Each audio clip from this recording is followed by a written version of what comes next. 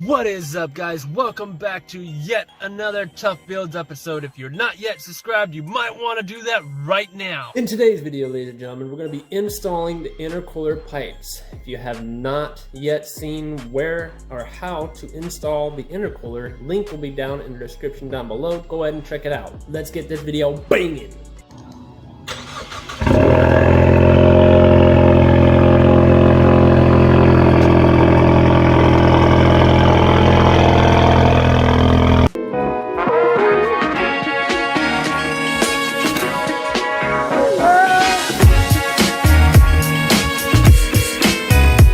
First thing that you guys are going to need is a jack and 2 jack stands. This job only requires you to have an 8mm flathead screwdriver. Also, your most favorite panel removal tool. What you're going to want to do is go to the front side of your car. You're going to see 8mm bolts here that you need to take out. Here's 1, 2. Then you also have 1, 2, 3. You're going to come all the way under here, pretty much where your oil filter's at. And there's one there that needs to come out. All of these guys to take out. There's one there. There should be one there. There should be one here. One here. There's one there. There's one there. There's one here. There's one there. There's one here. That one here. This is an 8mm. There's one here. And there's one here. 8mm.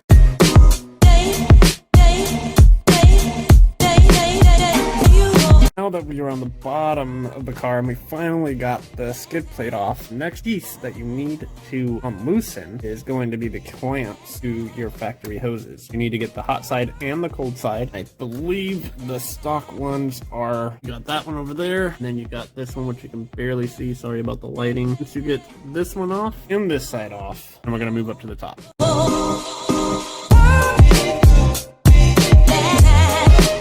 Now that we got the 2 ones down there taken off, it's all about the top of the motor. God, I'm getting so excited right now. You guys don't even understand how excited I am. I've been waiting to get this mod installed, especially this guy. We'll talk more about this later, but not right now. This is a different video. You're gonna come over here. You're gonna see your deer throttle body here. Mine's still stock. Don't talk shit. You're gonna go ahead and unloosen this guy here. Take her off. Pull that one out. And you got this side.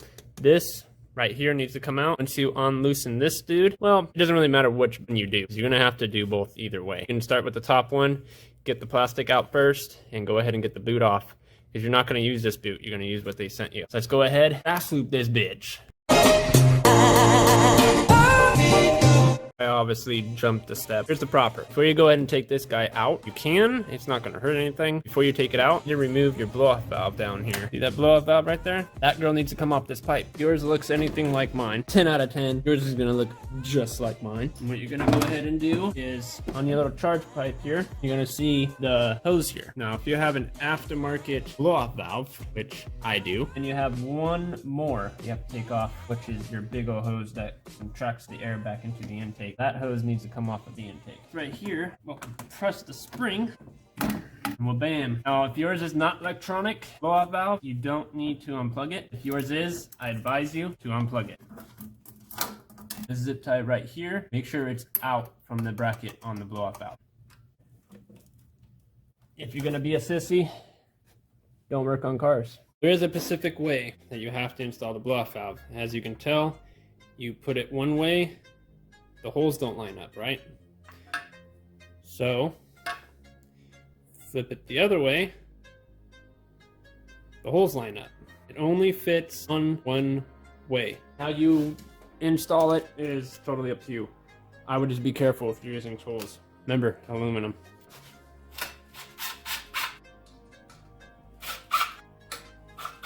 Here she is. Blow-off valve is installed, and it is complete. To tighten down these guys, it's a 10 mil. And grab your other side. If this one, don't tighten it down. What you're gonna do now, is you're gonna go ahead and grab your C-clamp. A little bit tight. Stick your hoe on there. Grab your C-clamp, push that back up. So now that it's on the boot, on this side, we're gonna take both of our other ones, and we're gonna go to the car. I'm going to show you what else to do. Don't forget to take off your hose off the other one. Shove the first half under. After you're done wiggling it on, you're going to be able to fix it from up there. If this is crooked, it's easy. That's why I don't want you tightening the top one yet.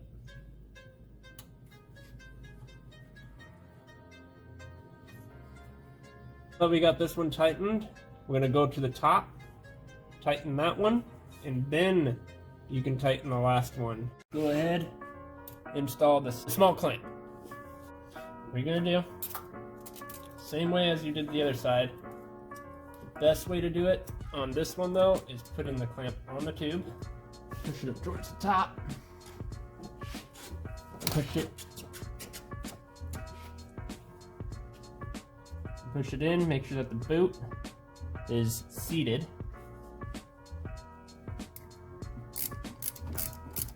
Don't forget to tighten that clamp down there.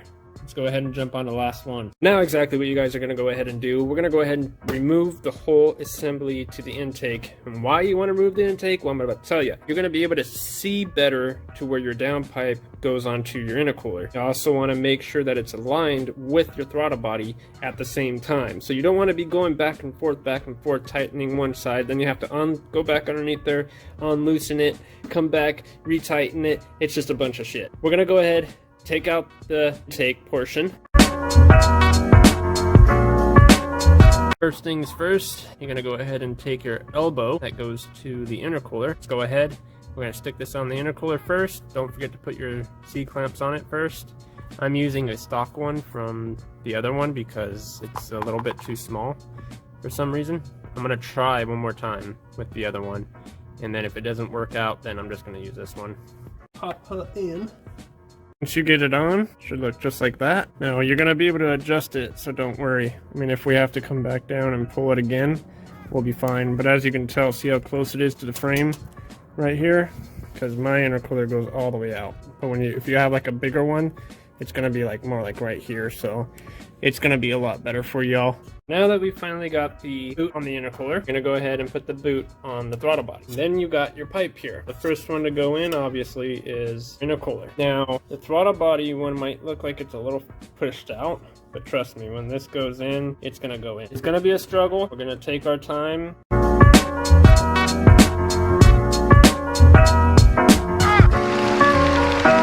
If you've gotten this far and you're still struggling, especially with this pipe here, I'm going to give you guys a little upper hand and how to actually get this on. You definitely want to make sure you have the coupler on the throttle body already, so that's not an issue. So that's on there, and then you want to go ahead and stick your pipe into the coupler that was on the intercooler. After you install that piece, go ahead and move yourself up. What you're going to do now, you're going to take yourself something plastic like this. This is going to be a little bit of a hassle to get in there, but go ahead and shove the little plastic thing as far as you can when you're pushing down on the pipe, and keep pushing the coupler off the pipe all the way around. Eventually the pipe will just fall right into the coupler, and then you can go ahead and go back down, make sure everything is good. Go ahead and tighten those two hose clamps that are on that coupler. Get it as tight as possible. Remember, this is boost. Those can fly off. That's pretty much how you do the driver's side charge pipe. Very super easy. It is now done. Now we can go ahead and start putting back our skid plate.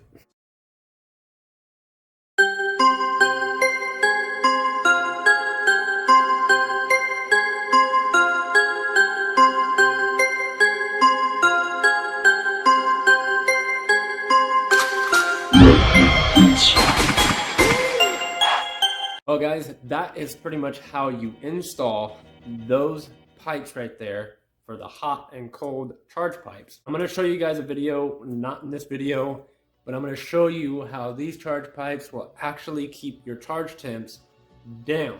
So if you do an aftermarket intercooler, you're definitely going to want to do an aftermarket charge pipes with it. It works together. Keep it in mind. You guys should know exactly what to do at this point. If you are not yet subscribed, you might want to consider that. Smash the subscribe button. Don't forget to hit the bell on the side so you get notified when I do post a video. Give this video a big fat thumbs up. Leave a comment down in the section down below. Let me know which charge pipes you have. Just remember guys, if it ain't tough, then it's not worth building. I'm Toughbuilds. See you guys in the next banger.